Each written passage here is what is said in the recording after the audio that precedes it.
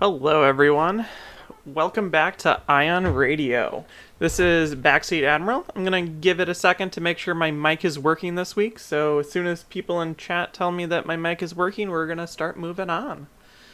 I hope everyone is doing well. Today is September 27th. It is a Monday, and we will be discussing Season 2, Episode 2, the Cazares vs. Plokun episode. So I'm just going to wait and see when chat responds. Hopefully someone does.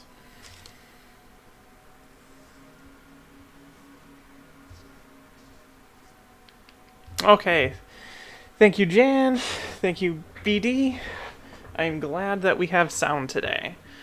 So, this last week we had a match between Cazares on an SSD and one of my Plokun builds. So I figured, why not talk about the SSD for a few minutes, and then we'll dive right into the builds and see what kind of I brought, how the game went, and things like that. So the SSD is the most expensive chip that's in the game. And it actually makes it very difficult to make a build around it, especially with the 1.5 changes. So if you go back and you watch some of our very, very early episodes, it was right around the time that the SSD came out.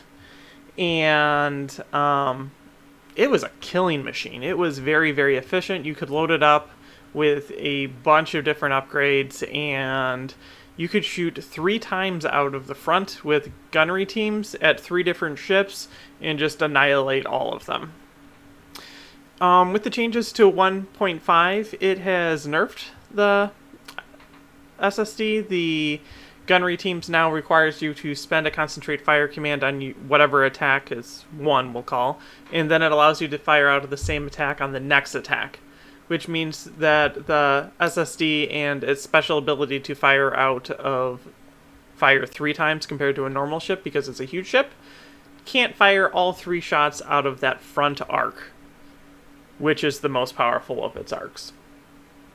Some other things just to note about SSDs is that whenever they reveal a dial, they also get a token from it. So it is very efficient at gaining tokens. Like, raid is almost completely useless against an SSD because, hey, I have concentrate fire, you've concentrate fire raided me, well, I'm gonna get a token, toss the raid, and then use my dial anyway. Also, deployment for it is limited. It has to be touching the back edge of your deployment zone, and then fighters, you can't deploy it 4 feet into the table. You have to deploy them distance 2 from distance 3 or something to that effect on the board edge. Objectives change that. You can't have it on top of obstacles, so you can try to, as the other player, control where the SSD goes by placing obstacles. So there are really just 2 main idea builds for SSDs that I've seen work. And the first one is a very strong anti-fighter SSD, and you bring all of the fun cards that will help you kill fighters, like giving yourself counter and giving yourself rerolls on crits and putting LTTs on it. And it already has a very potent 2 to 3 dice anti-fighter, so you can just ramp that up when you're flacking fighters. And I know that a build like that did very well at the last Nova that took place, and this was now 2 years ago, before 1.5 and everything. But that's a one idea, but that very, very much so relies on the fact that you're going to hit fighters, and you don't know what type of opponent you're going to go up against. But if you come up against a fighter build, you're going to do extremely well against it.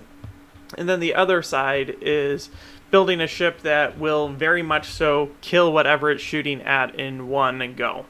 And for the most part, that's the type of build Ken and I both have historically built for the channel for SSDs. So those are the 2 main ideas for the SSD. and they have their own special rules, which I've gone over. So when you're building the kill ship of the SSD, you want cards that are going to make your ship a little bit more tanky. So you'll see a lot of times like Damage Control Officer or Brunson. And then you want everything poured into how I can kill other ships. And for a while, because it rolled so many red dice, you would see multiple Turbo Laser cards stacked. But with 1.5, most of those became modifications. Well, it was kind of intentional for this. And then ion cards. So you have to like pick what type of cards you want, what you want your SSD to do, because it can do pretty much anything. So let's dive into Ken's build, see what he has, and go from there. Let's transition over. Okay, so 2 heavy hitters. Jirjarad, he is pretty much the only commander you see on an SSD, and I will get into that when we read his card. And then Plokun, he's one of my favorite Republic commanders, so this was going to be a fun match to see if the Republic could take down an SSD. So let's dive into Ken's build. So he has the Star Dreadnought Assault prototype. It costs, you can see it right here, 250 points. It is very, very pricey. And he has Moff Jirjarad. Moff Jirjarad allows you to add yaw clicks for the cost of 1 shield. Now, if you look over here at the SSD's turning ability, it has none.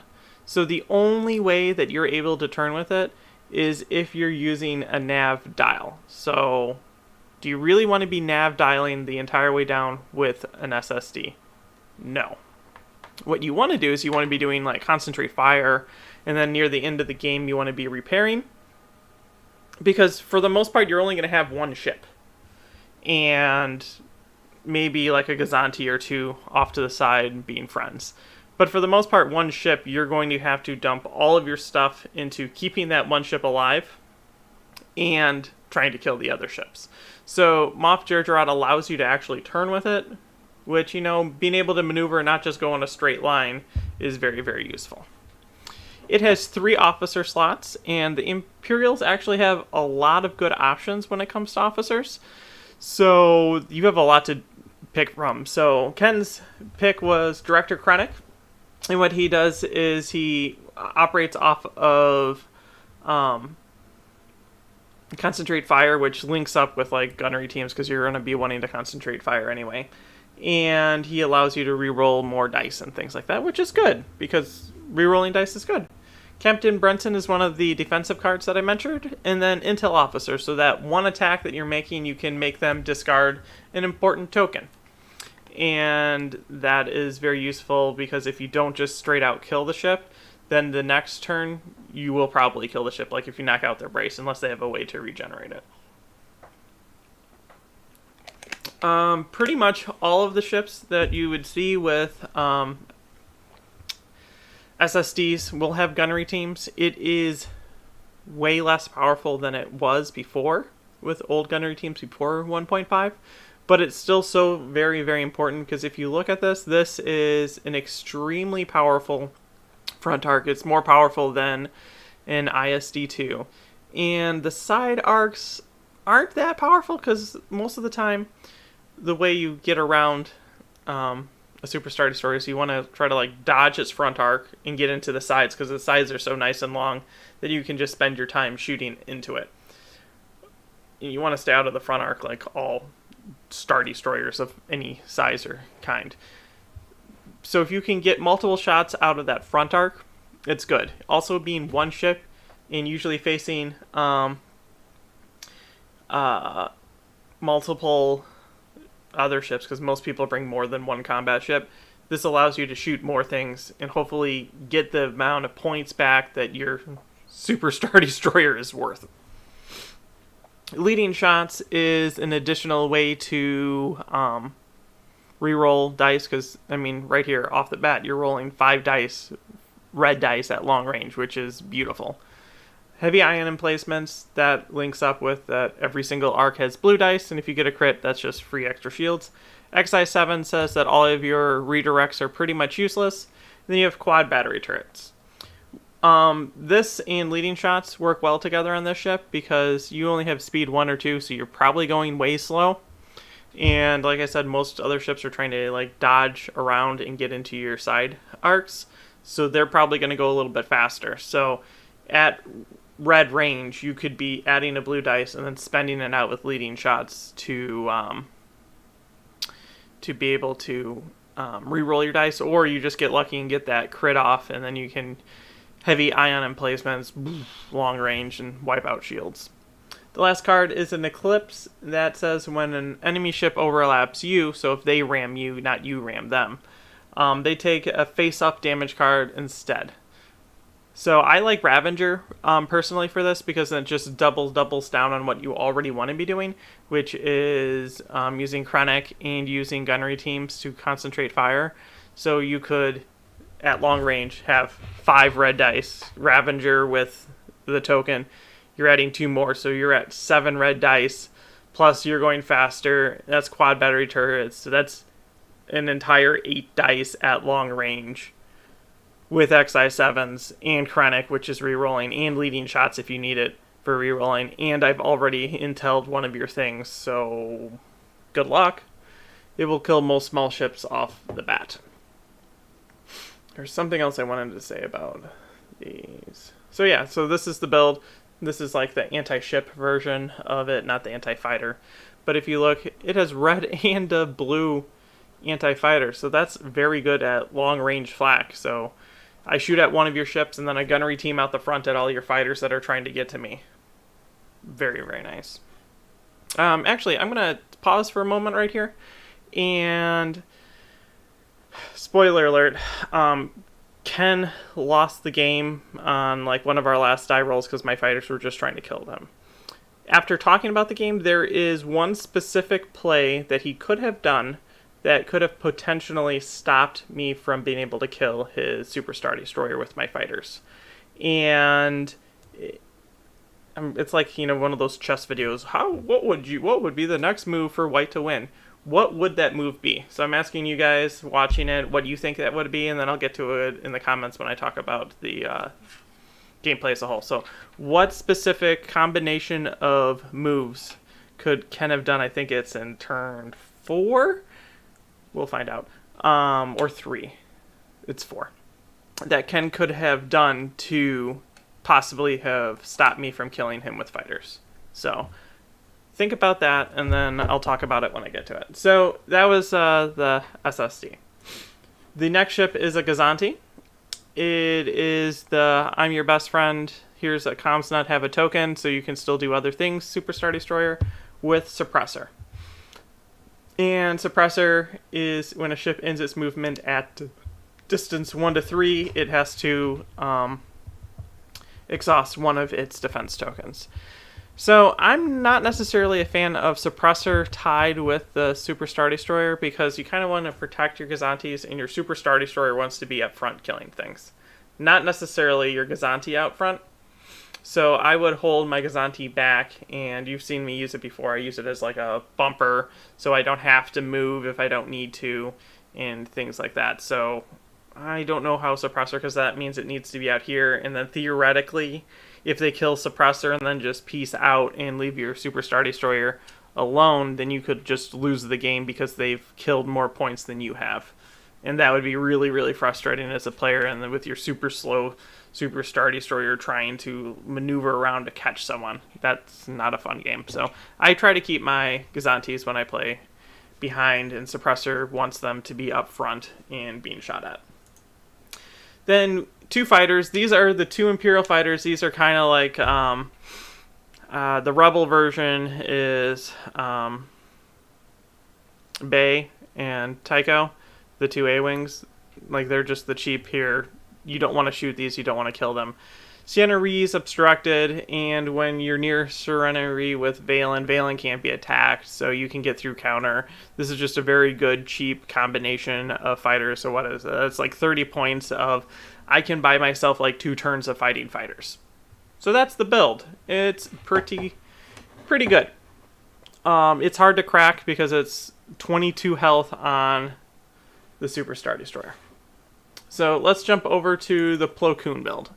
So when Ken and I are building fleets, there's 3 ships that we always have to warn each other about before we build a fleet to agree on, and that is a Starhawk, an Onager, and a Super Star Destroyer, because they're not in the normal fleet building like ideas.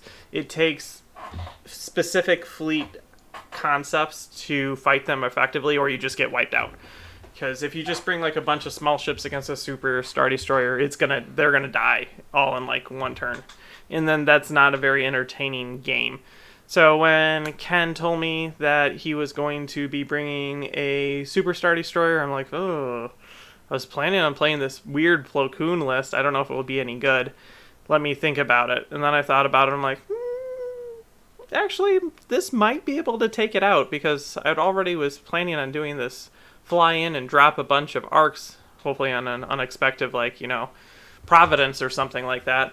So I'm like, we'll just go ahead and give it a shot. I'm like, my fleet's probably going to pretty much blow up, but it's going to be like right down to the wire of, can my fighters kill you maybe on the last turn and we tie, or it was going to be a gamble. So I decided just to go with it. So it is a Venator 2 class Star Destroyer. It has Plokun. In previous episodes, we've already gone over Plokun. He is one of my favorite Republic commanders, mainly because I like bombers, I like fighters, and he just is like, hey, have an accuracy so they can't use a redirect. And it's a lot of fun. I have Flight Commander on it, which goes with the whole gimmick of what I'm trying to do, which allows you to resolve your squadron after you move. And that's important for an upgrade card that's coming up. I have gunnery teams on it, and I don't know if this is actually the best pick for it, but I have it mainly because if I needed to, I could shoot twice. I'm torn between this and flight controllers, but maybe against another type of fleet, this would be more useful. Not necessarily the best idea when they really only have one combat ship. Then I have Rapid Launch Base. And what Rapid Launch Base is before the game starts, you can put fighters away inside of it. And then when you go to do your squadrons, you can place them out. They can't move, but they can attack. So the gimmick here is I fly the Venator in really, really fast, use Flight Commander to say, I'm going to wait until after I move. So then I get really, really close to the ship, which then resolves the Plokun's phrasing of when a squadron is attacking a ship that is at distance 1 to 3 of a friendly ship. Well, my ship is now right on top of your ship, and I'm going to drop an entire grouping of fighters right on top of you as well. They get to use Plokun's ability, and they get to attack at being dropped afterwards. So I get to attack. So the whole idea is I can like super stress defense tokens. Then thermal shields allows me to get around like intel officer and things, and I can flip it before the normal time period to reduce the amount of dice. It kind of worked for me. Ken just rolls amazingly well and can roll like 9 damage on 7 dice with 2 accuracies. Yeah, so we'll get into that when we talk more about the game. External racks is just there to add in a few additional black dice. So when I land, I drop the fighters, and then that next turn, when I activate, I can just throw more damage out. And in combination with that and the fighters, it should be able to kill pretty much anything. And then link turbo laser towers, because I don't trust red dice, and if there's a specific squadron then I need to kill to allow my fighters to do what they need, I can flak and throw 2 more dice in on it. And then I have 2... That was weird. Okay. 2 Pelta class transport frigates, and I took them specifically for the defensive retrofit slot. So I'm a squadron build. They only have 1 squadron, but they're not what's going to be commanding my squadrons. So I have on this one Bomber Command, because all my fighters that are going to be doing the majority of the work here are bombers. So I want to be able to reroll. It has Reactive Gunnery, and that says I can spend a defense token. Instead of its normal attack, I can use it as a salvo. And these peltas have 2 red dice in the back, so that's just 2 free red attack dice when you attack it. And they're kind of just like there to be there. And cool, that's 2 free attacks back. Projection experts on this one. If it's not commanding squadrons, it can use its 4 engineering to regain shields, move shields, and then throw shields onto my Venator to try to keep it alive. And then this is my favorite of the titles for them, which is TB-73, which gives me an additional evade, which is good when you're just trying to keep a smaller ship alive. Then my next Pelta is a CommsNet Pelta, just to pass tokens. It also has reactive gunnery, and that's, like I already said, if you choose to attack it, I could salvo you with any of my defense tokens and shoot you with 2 red dice. So let's get into the fighter complement. So I have here 2 Delta 7s, and that is because Plokun allows fighters around fighters that have Adept to get grit. So that's there, so if I get into a really bad place with my arcs, I could use them to then try to, move my arcs out of the way of the fighter ball that I'm trying to fight, and then get at ships, because that's really what they want to do, is they want to shoot at ships. Then I have 5 arcs, and arcs are extremely slow, and they're only speed 2, so they're very difficult to get into position. Except when you bring a rapid launch base and you just drop them right where you want them, right into combat, and allow them to do their thing, and they have 2 blue dice. So with 2 blue dice and Bomber Command, you should be able to get 2 damage on every single attack. Plus Plokun says, here's an accuracy, you can't redirect or use your brace. And you can just super stress defense tokens with 5 of them. Or that was my hope until, my dice just take over and only roll accuracies.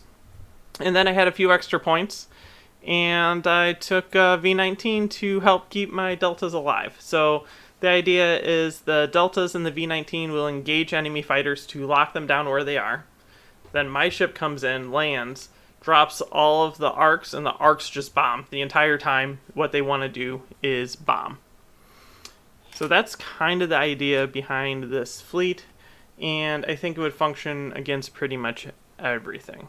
After this game, if I were to make any changes to my fleet, what I would do, I hate doing it, I hate saying I would do it, but I would lifeboat Plokun. And Plokun would go on probably this Pelta here, and I might switch this Pelta out for a CR-70 so that I get more speed and more movement.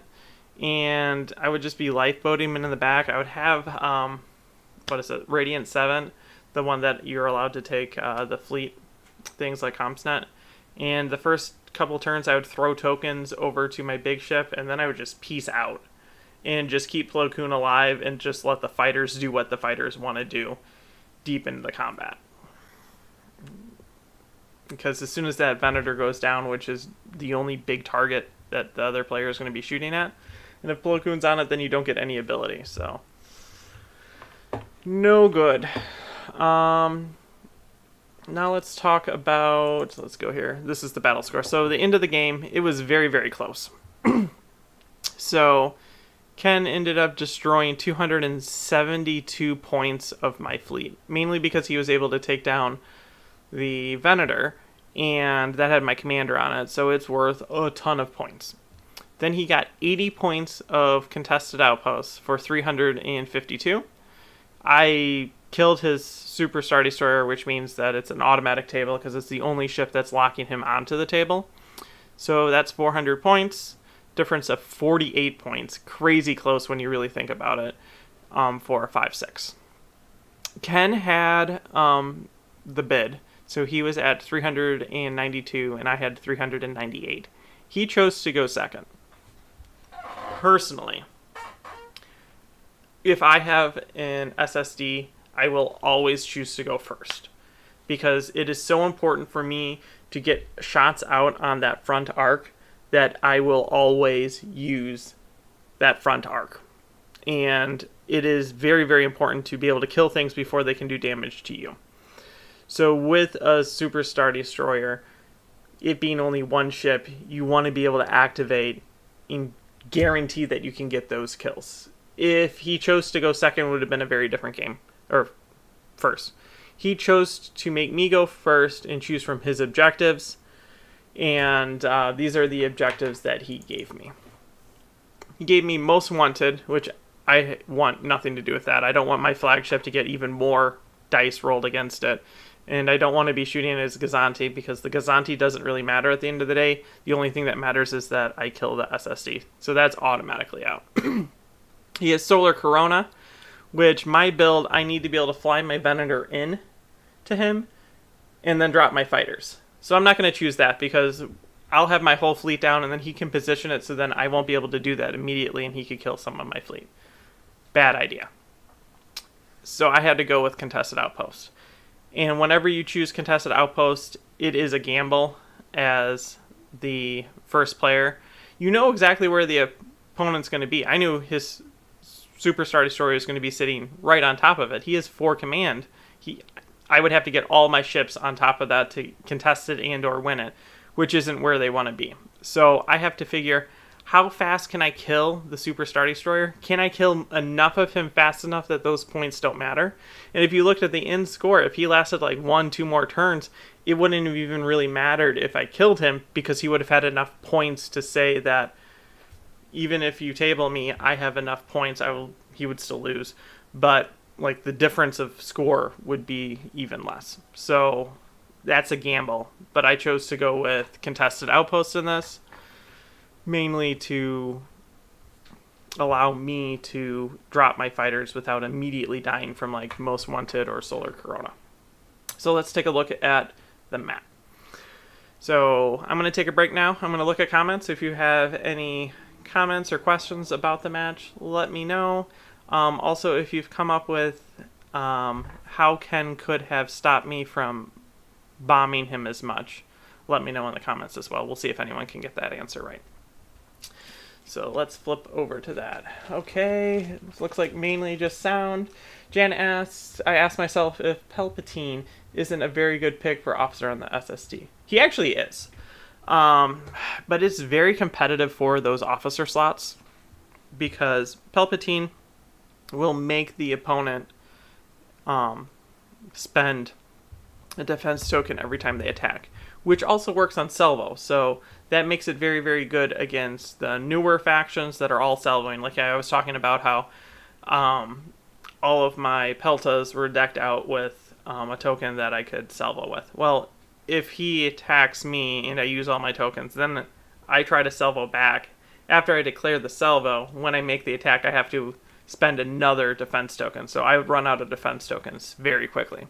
So yes, I would say Palpatine is very, very high in the running for officers that I would put on my ship.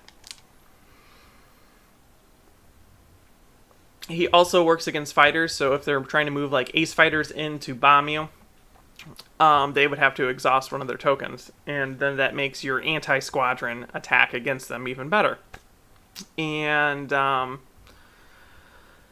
lot of people forget this, but you can use Intel Officer against squadrons. And so like if you have a scatter ace that is attacking them, or you're attacking a scatter ace, you can just be like, okay, I roll in my dice. Intel Officer, your scatter. If you want to use it, you have to discard it. And that just quickly then allows you to kill those fighters that rely on scatters. So that's something to keep in mind. Scott says, would parking his squads in front of the SSD stop you some? Yes, but there's a specific timing I will get to in just a few minutes. It is mainly because at the beginning of the game, the way I came in, I would be able to get my bombers off and lock his fighters down wherever they were initially. But later in the game, there's a specific turn that if you puzzle piece like how to activate, it would stop it. So let's go ahead and we'll take a look at what that is now. Okay, so here's the deployment. You see we're playing Contested Outpost. Here's the outpost right here. Here's where the obstacles are. And the Superstar Destroyer is kind of sunk right in the middle, which is right where I wanted it, because then I could come in with my Venator, and if I really wanted to, I could contest, not that I would win it, this outpost and be able to drop my stuff. I decided to go on whichever side of the Super Star Destroyer did not have his fighters, so that they are farther away, because it's actually kind of hard to jump fighters across and in front of a Super Star Destroyer because it's so long. So at the end of turn 1, this is what we look like. So my Venator's coming in to take position. I'm first player, so I get to decide what I get to do first. And we have the Gazanti off to the side. The fighters moved forward, but this whole side of the Super Star Destroyer is exposed for me to go into. Ken's able to just shoot across now, like this, everything's in range. So before, if we looked at before 1.5 and the gunnery team change, he would be able to shoot every single one of my ships at long range with his 3 attacks. So my ships aren't going to last long against 3 full frontal attacks from this Super Star Destroyer because it's very, very powerful. But because he's limited to only attacking twice now because of the gunnery team change, I can just push all of my stuff into one arc, and he has to then make choices of what he shoots. So here we go. This is when things start getting really, really messy. So you see my fighters locked his fighters down here, and then my Venator came in and dropped all my fighters on the other side, so they're not engaged. If he was able to activate the squadrons first, if that's how he wanted to do it, and I didn't immediately lock him down, he could have tried to jump him here, but then I could have just put him here. There's a lot of options for me in how I could drop these fighters, or where I would land my Venator to drop the fighters, that I could have avoided him on this initial drop of his fighters. So, or he would have to split them up, and then I would kill him easier because these 2 fighters work really well together, not necessarily separately. You can already see this guy is just suiciding in. He has lots of damage already. My Venator took a bunch of damage. So my first shot that I took from the Venator and the Super Star Destroyer, I got rid of all of Ken's blues because I didn't want him to use heavy ion emplacements. Because theoretically, red dice should come up with blanks and be misses sometimes.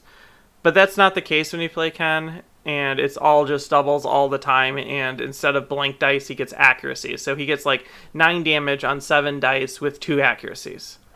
Cool. Yeah, well, I'll just die. So my Venator just is getting melted. So I know that I'm really only going to get 1 more turn of Plo and 1 more turn of the Venator at this point. So we jump to the next turn, and you can see most of my ships have evaporated at this point. And so the Venator got 1 more activation, had taken so much damage. So I chose to activate the Pelta, so I got some attacks and I could regen shields. I thought, hey, you know what? I'll throw some shields on the front of the Venator. It'll probably be fine. It'll be fine. Everything's great. Everything's fine. And it wasn't. So I landed after getting rammed. I had 1 health left. There was no way that I wasn't going to ram the Super Star Destroyer, so I was going to die when I activated, so I might as well just leave it. He activated, we bombed again. I haven't stressed out the tokens of the Super Star Destroyer enough, in my opinion. So he still has tokens. He hasn't taken any crits because dice. And at this point, at the start of this turn, this is where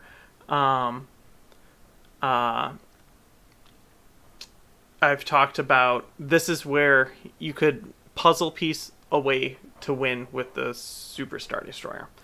So in this case, what needs to take place is this Gazanti right here needs to do a squadron. If you look, he is out of range of his squadron. But the Super Star Destroyer is not. So this Gazanti needs to take a squadron, take it as a token, comms net it over to the Super Star Destroyer. I only have 1 ship, so Ken can do whatever he wants on his turn before I can bomb, because I won't be in range to activate any of my fighters. Then, the Super Star Destroyer activates this guy, who attacks, and it needs like I think 1 or 2 health against a squadron that has no defense tokens, and he kills it. Then this fighter gets to move because it's been activated afterwards, and it flies over and it places itself in the middle of this fighter swarm. The fighter's gonna die, but it should be able to eat up enough of the damage from these fighters that are not going to then be able to attack the Super Star Destroyer for enough turns to keep it alive to the end of the game. So that's my solution to what Ken could have done to try to keep his Super Star Destroyer alive at this point. And then he could just accelerate and try to like do one of those weird, like I'll just go back and forth and move across the board and end up over here. So you see the next turn he starts to do that move, but his fighter got killed out here, and the rest of these fighters were able to shoot in. Because I got to go first, I get to shoot first, I was able to kill his fighter. But if he were to have activated in the other way, he would have landed it in the middle of this clump, and hopefully then he could have blocked some more of my fighters from attacking him. At this point, my ship is out of range. This is where I'm like, maybe if I just lifeboated it and kept my commander alive, it would have kept me with more points on the table, and I'm just going to fly now away from his Super Star Destroyer. His Super Star Destroyer has like very limited health, and all I need to do is keep bombing it and trying to kill it. So that is what happened. I hit it right on the head. And just killed it on this turn. So you can see most of my fighters actually died. I only have 1, 2, 3, 4, 5 of the arcs left. They are all very wounded because of flak. Ken has his Gazanti, which doesn't hold him on the table, and I have my Pelta, which is just running for its life. So that's pretty much the game. It's basically both of us doing our own thing, him trying to kill my ships, which is what the Super Star Destroyer does, and me trying to fly in, drop my fighters, and try to kill him with that.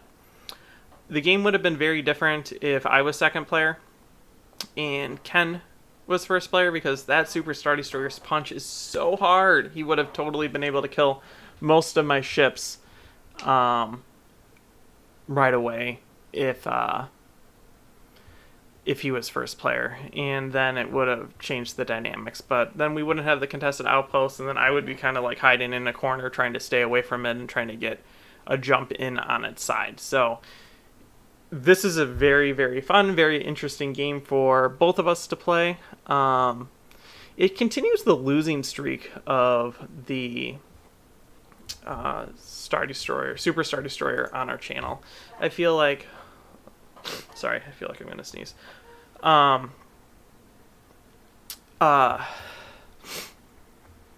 feel like it's very difficult for the Super Star Destroyer to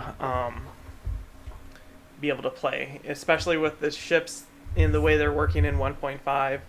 The Super Star Destroyer was actually very, very powerful against some of the old metalists, so it's pretty good against Riken, because Riken, for the most part, was a bunch of small ships and a bunch of small fighters, and you could do like cheeky things like use the Super Star Destroyer to kill one of the aces, and the person might Riken that ace, and then you kill a ship at the same turn to actually eliminate the ship, or you just run it right into Riken and kill him straight out. And then, like on the Imperial side, the meta fleet was the 2-ship. Well, this is really good at killing things at long range, and you can build it to be an anti-fighter, which was 100% the meta. So you could build it as an anti-fighter and kill all of the 2 ships' fighters, and then SSD versus just an ISD, the SSD should win.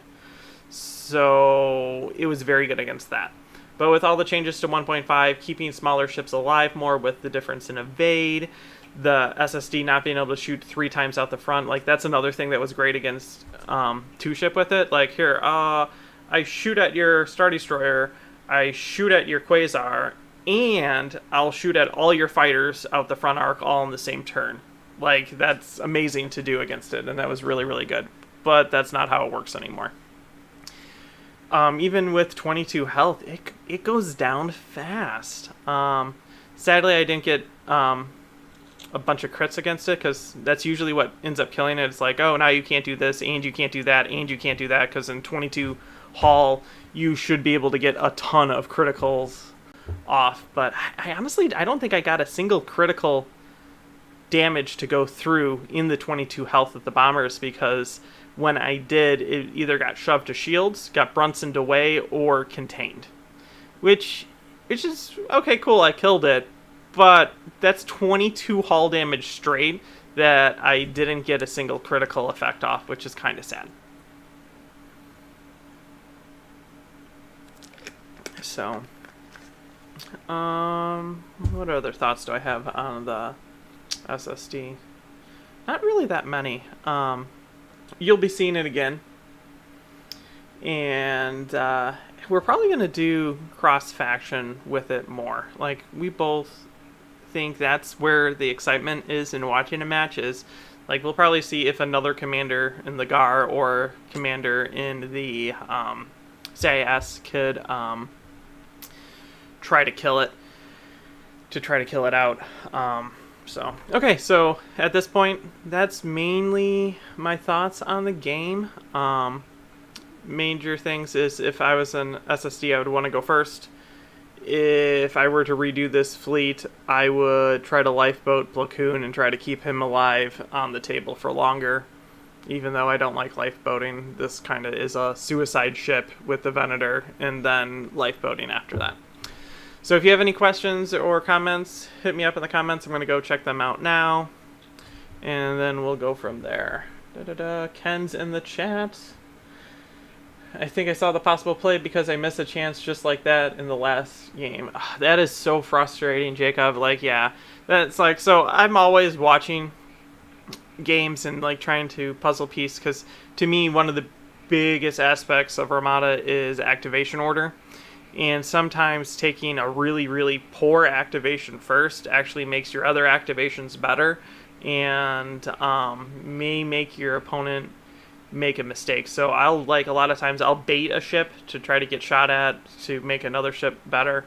And like, so I was watching this, and Ken and I were talking, and he's like, well, how am I supposed to stay alive against all these bombers? I'm like, there's one way, and I'll tell you after the end of this turn. And yeah, I'm like, yeah, I think this is the way that you could have survived that. What would your preferred CIS list against an SSD build be? That is hard to say. I'm leaning toward, as much as I've tried him, Grievous could probably stay alive, because you could toss tokens, then toss fighters off the board to regain tokens, so you could maybe out-tank all the dice. Another option is just the default CIS commander, Martuk, because you would have to eliminate all the shields off of him, and if you just like pile into one arc, you won't get the negative effects of Martuk, but you for a while will get the positive effects of Martuk, especially the way Super Star Destroyers play a lot of the times is they're just constantly transitioning more shields into whatever that front arc specifically is to avoid all the possible crits that would come through. So that might be the way you'd use Martuk against it, but the problem is a lot of times Martuk is playing smaller hard cells, which would get obliterated by the front arc of a Super Star Destroyer. So I honestly don't know. I think the GAR has a better chance of killing a Super Star Destroyer with its fighter builds and things like that than the CIS, because a lot of times I would be using fighters to kill Super Star Destroyers just because you can stress the defense tokens better. And the CIS fighters don't have enough health to stand that. Like, all you would need to do is build it to be an anti-squadron build. You attack me, I counter you, I do damage against you. Then I attack you, and I do damage against you. And most of your fighters are going to be dead in 2 turns. Compared to the GAR and, like, Rebel fighters that have, like, 4 to 5, 6 health compared to the CIS that are at like 3. So that's my opinion with that. Also, I just remembered a weird conversation Ken and I had after playing this game, and it's one of those things like if we were being the designers of Armada, I think I would have designed the Super Star Destroyer differently. And I know for the most part, the design philosophies for the Super Star Destroyer are good front arc, and that's all Star Destroyers throughout the game so far. But I think from like a fun factor, I would have preferred it to be a broadside ship. Because right now, the ship is, I attempt to point it in a direction, and that's how it moves. It just like, try to stay in front of your arc. But think about if it was a cool broadside ship, like you could start it like in the one down corner, and then just slowly fly it across the ship, and try to like land ships in double arcs on the side, and just be like side shooting. And with it being so long, it would be a very interesting broadsider because it would be hard to avoid. So maybe you're trying to get into the front arc, or like think about doing like an Akbar slash with a Super Star Destroyer. I think having stronger side arcs and emphasizing using it sideways down the table instead of like pointing it straight at everything, it might be a different play experience and might be a bit funner to play. And then in 1.5, it won't matter as much if you can't shoot out the same arc 3 times. But that would be a lot of designing and changing that we don't have time to test or really any desire to do. But we both decided it might be a more interesting broadside ship than the standard front arc strong. Because then you could like change how strong its arcs are, and that front arc wouldn't be as deadly. But that's neither here or there. So, that's about it for me, I think. Last chance to put a comment in to have a question asked. We have another Armada episode 3 coming out on Friday. Let me check what it is. I'll give you the spoiler before our spoilers.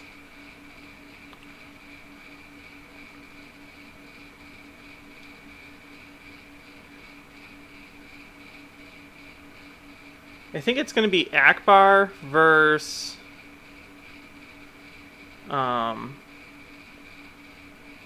sorry.